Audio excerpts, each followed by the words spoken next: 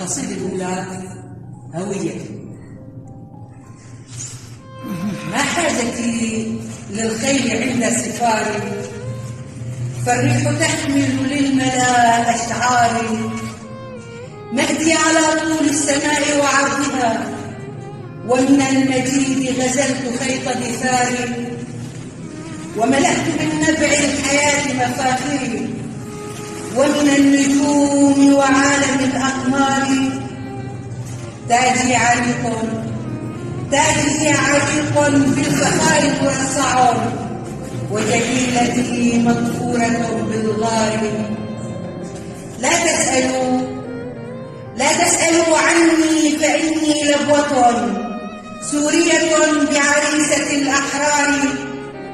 سورية لا أزل أنام بذكرها، تشكو بسؤددها مع الأطيار.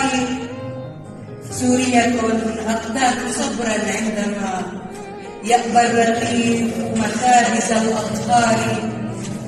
سورية أقبل هوان لأنني من رحم أمي قد رضعت فخاري.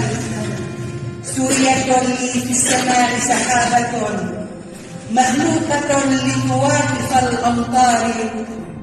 فإذا تملكني الغرور فإنني أطهو الذريع لخائن غدار.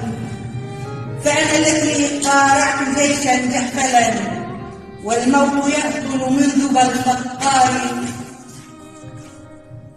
وسقيت أعداء البلاد بجامة منها النقيع متابع الإغزار. ورميت أولادي على هيجانها يتزاحمون لأخذهم بالسار. لبيك يا الله إني ها أنا، لبيك يا الله إني ها أنا، فلقد رضعنا نخوة الكرار. هذه أنا لم يحن ظهري، هذه أنا لم يحن ظهري ظالمون. سورية والكبرياء